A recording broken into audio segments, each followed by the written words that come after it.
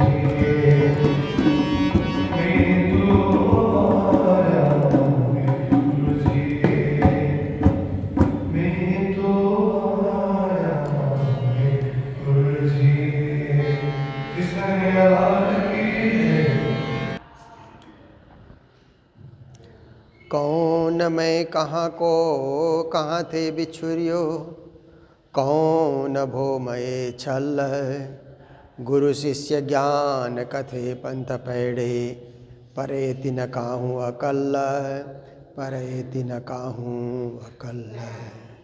बोलो कृष्ण कन्हैया लाल की, श्री निजानंद स्वामी की, श्री प्राणनाथ प्यारे की, महारानी बाईजुराज की, महाराजा छत्रसाल की, गुरुजी मंगलदास महाराज की, श्री कृष्ण प्रणामी धर्म की, तीनों पुरी धाम की, सर्व सुंदर साथ की, या घर में या वन में रहे प्रणाम।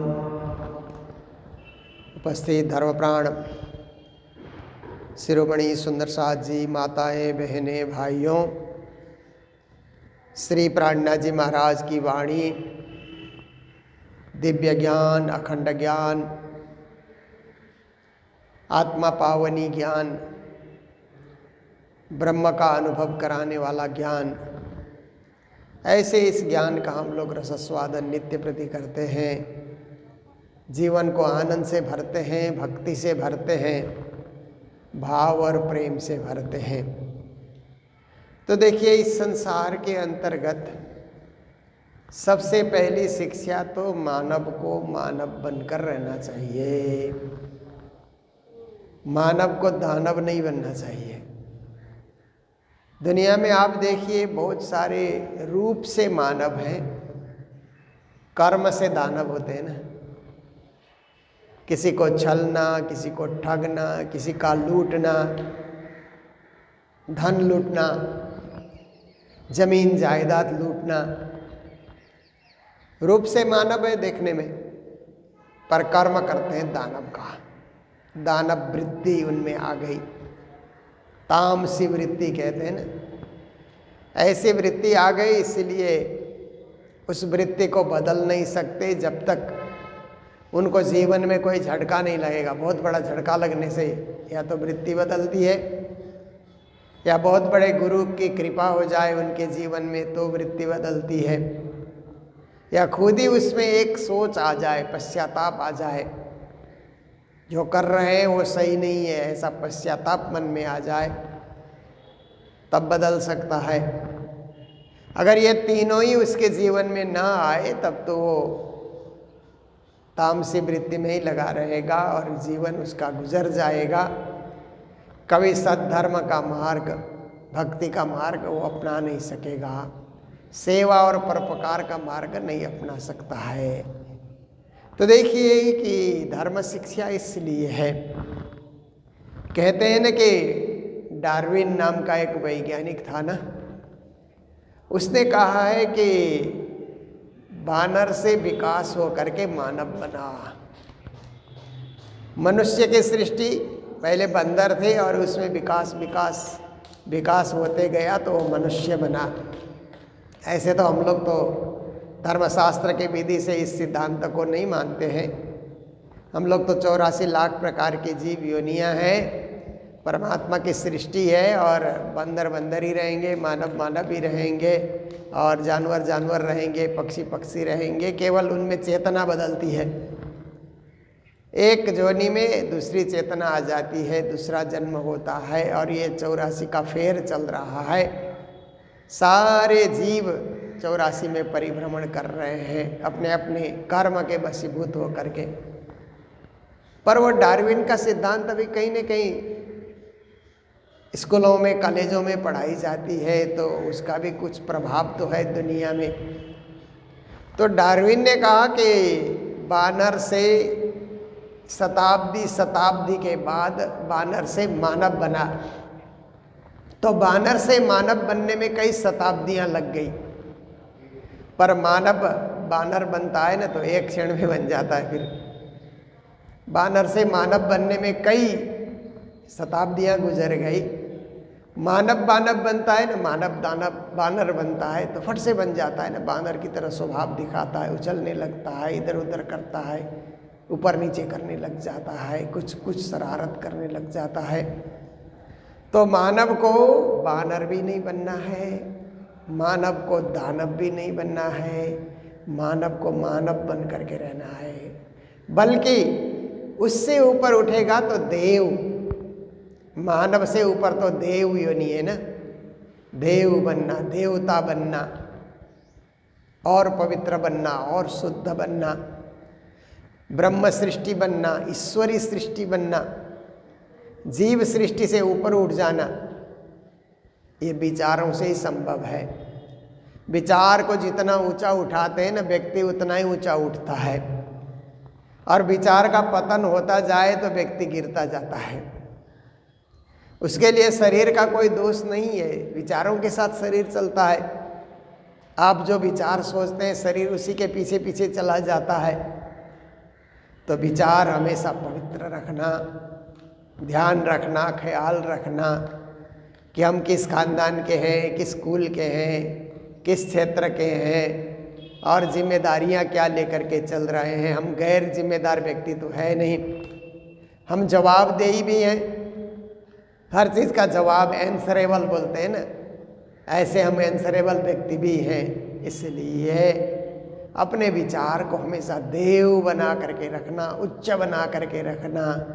ये प्राणनाथ जी की वाणी सुनने से, प्राणनाथ जी की वाणी की कृपा से, और प्राणनाथ जी के होने से, सुन सुन करके उनके हो जाना, इसी से संभव है।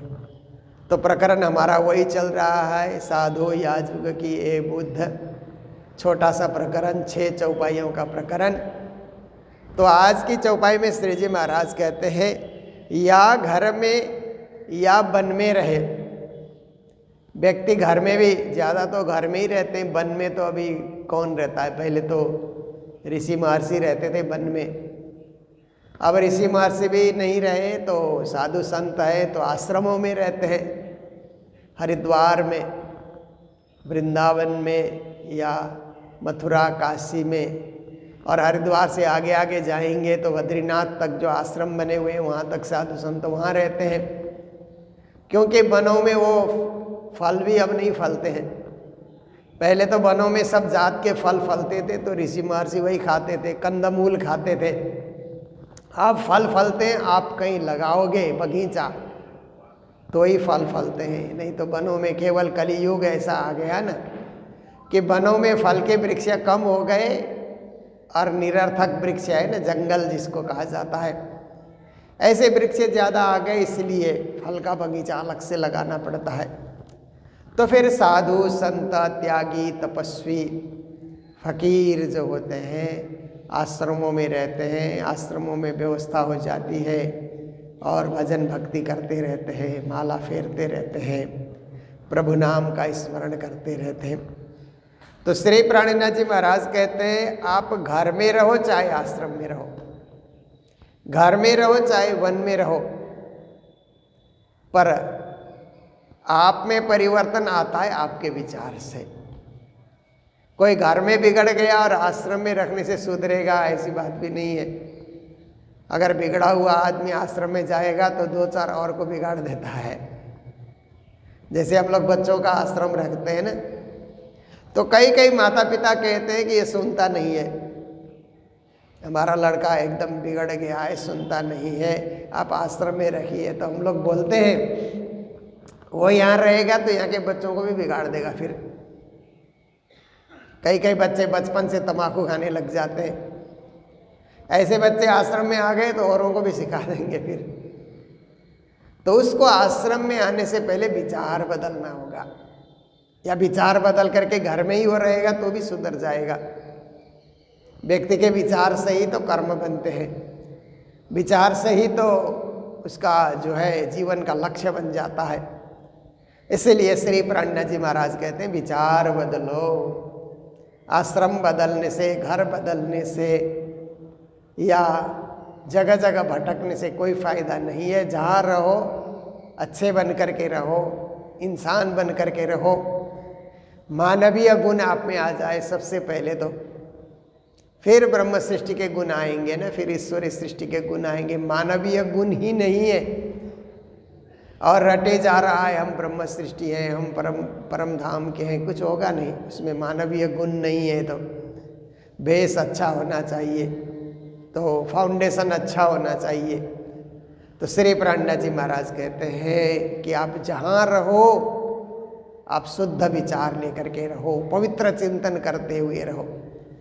पर कहा करे बिना सतगुरु, कहते हैं कि कहीं भी आप रहो सच्चे सतगुरु आपको नहीं मिले।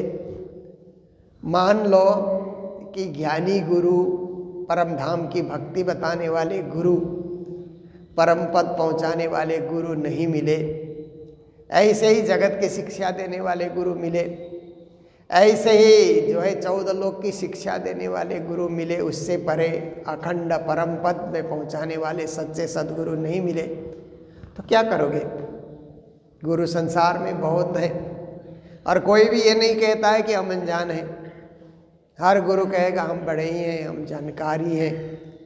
तो आपकी सोच, आपका चिंतन, आपका विचार भी तो खोजी कर सकता है। इसलिए आपको खोजी करके किसी अच्छे, सच्चे और समझदार, भक्ति में डूबे हुए, भक्ति सागर में डूबे हुए, ज्ञान सागर में डूबे हुए ऐसे गुरु की खोज कर रही है। ऐसे गुरु नहीं मिले तो व्यर्थ जन्म चला जाएगा। घा करे बिना सतगुरु, वो तरेगा भी नहीं। आप तरे शिष्य न को तारे, बहुरी न बहुजल आवे, समझी बुझी गुरु कीजिए। ये बहुत मार्मिक चौपाई है। गुरु को ऐसा चाहिए कि खुद भी तरे, शिष्यों को भी तारे। कई गुरु क्या होते हैं, खुद तरने के लिए तो प्रयत्न बहुत करते हैं, शिष्यों को तारेंगे नहीं, ज्ञान नहीं देंगे। शिष्यों को प्रवचन नहीं सुनाएंगे, ज्ञान नहीं सुनाएंगे तो शिष्य कब तरेंगे? उनको भी तो समझदारी आनी चाहिए।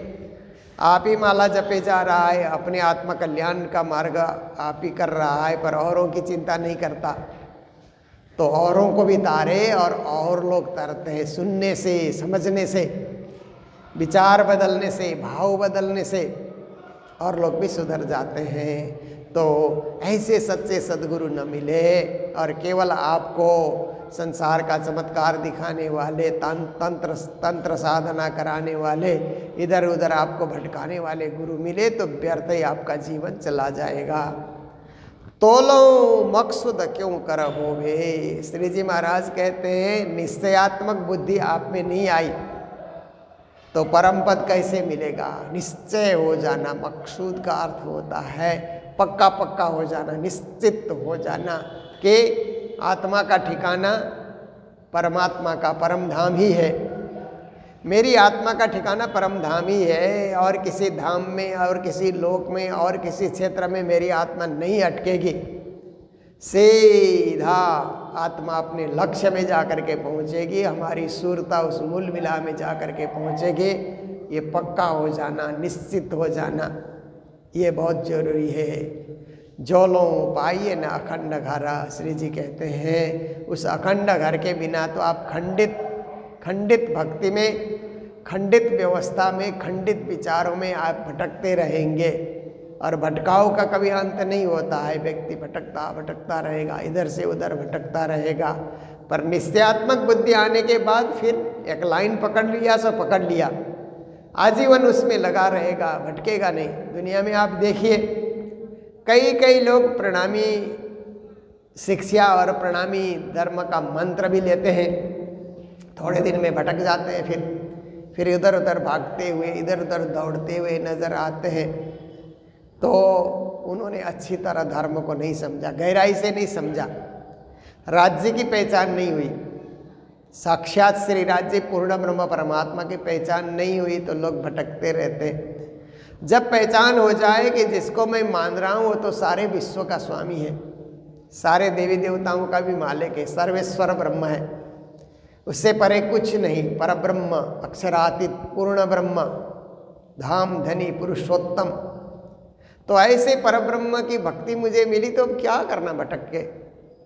और कर्म जो दुनिया का भोगना है वो तो जहाँ भटको भोगना तो पड़ेगा ही।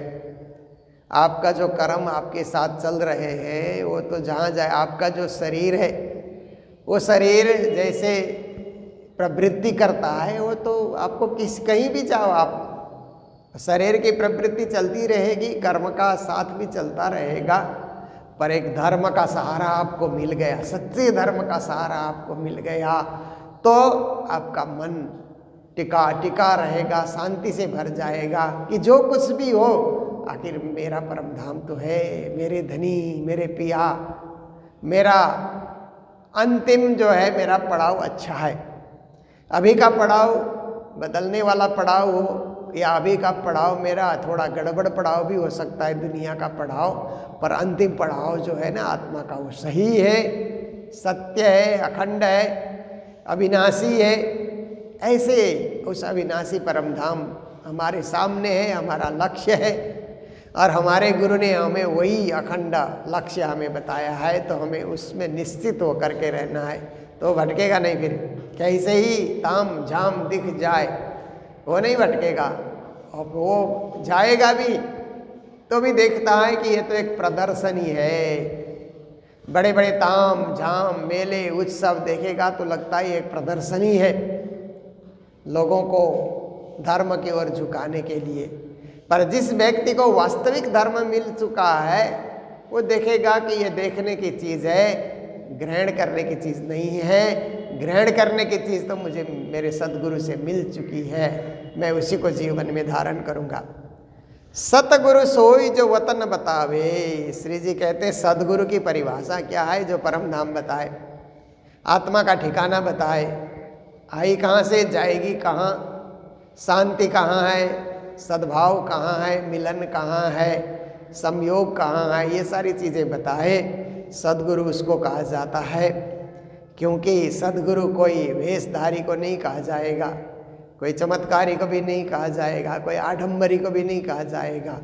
जो परमधाम का ज्ञान बताए वही सच्चा सद्गुरु है।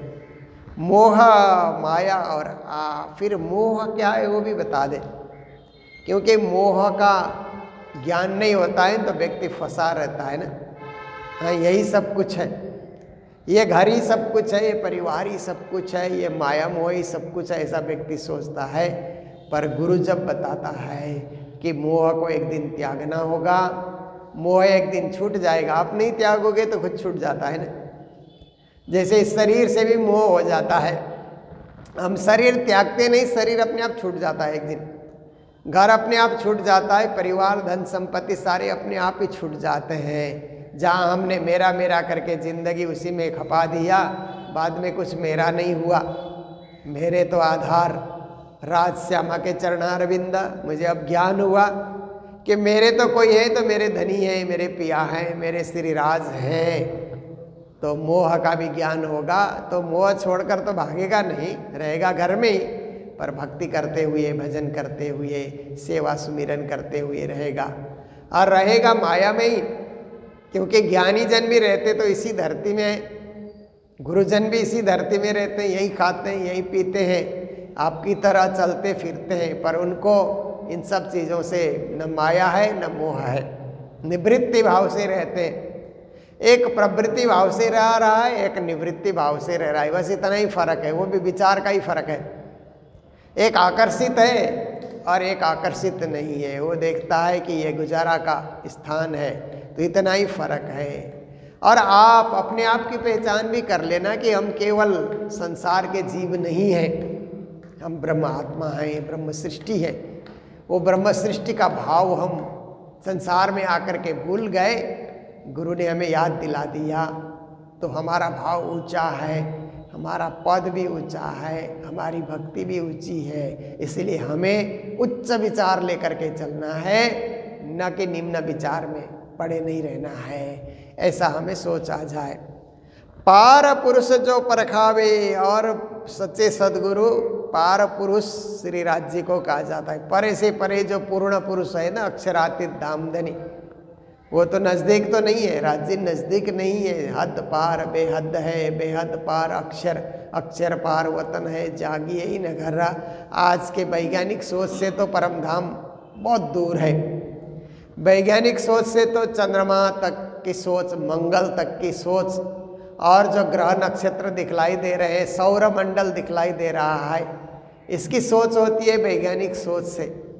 पर ज्ञान की सोच, धर्म की सोच, धर्मशास्त्रों की सोच, हमारे गुरु और ऋषि मुनियों की, त्यागी तपस्वियों की सोच, आप देखिए कि परमधाम, परे से परे का परमधाम, सारी सृष्टि से परे का धाम जो परखा देता है, मतलब उसका उजागर कर देता है, सबके सामने प्रकट कर देता है। महामत तासों की जे मिलाप, ऐसे सद्गुरु मिले तो उनसे मिलाप कर लो, उनसे संबंध जोड़ लो। जैसे सद्गुरु धनी श्री देवचंद जी महाराज ने माया और ब्रह्म का परिचय दे दिया।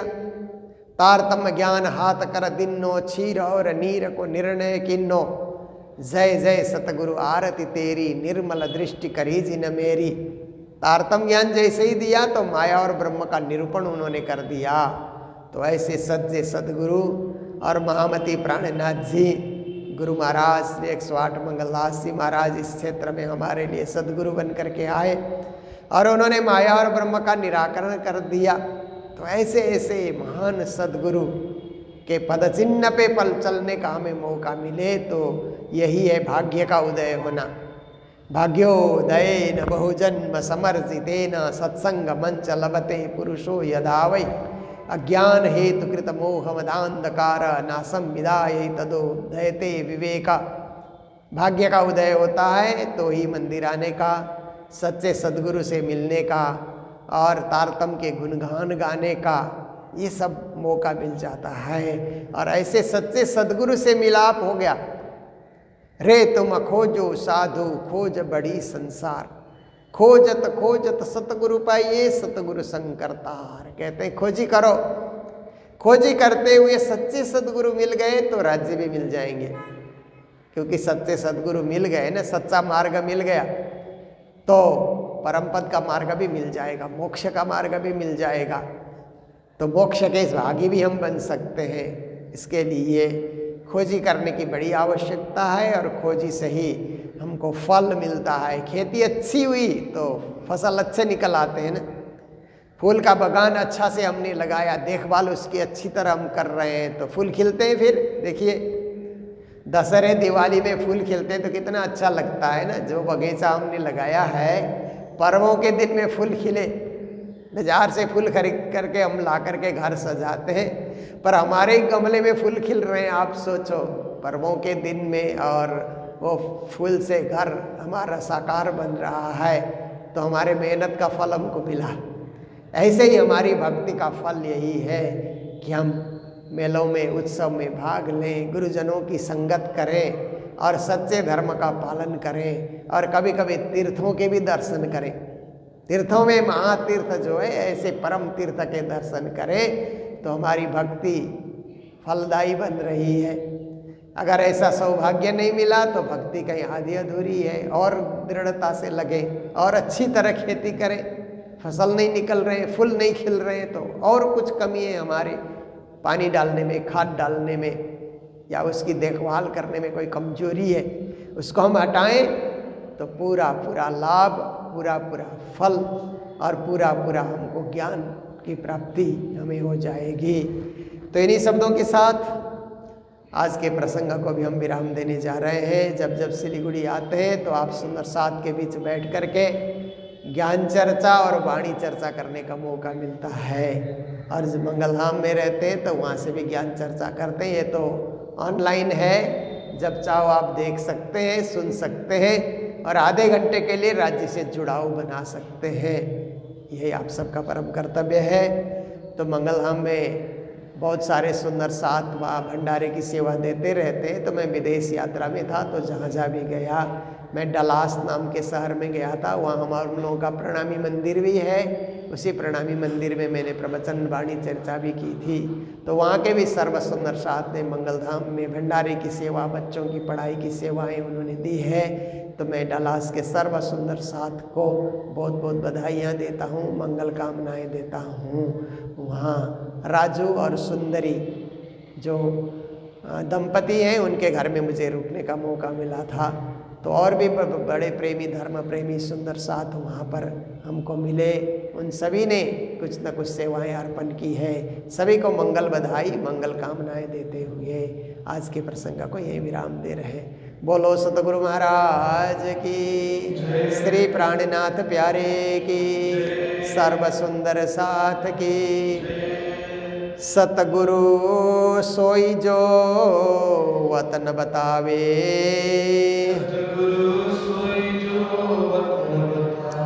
मोहा माया और आप, पार पुरुष जो परखावे, महमत तासों कीजे मिलाप, महमत तासों कीजे मिलाप। बोलो श्री प्राणनाथ प्यारे की, श्री धाम के धनी की। प्रणाम।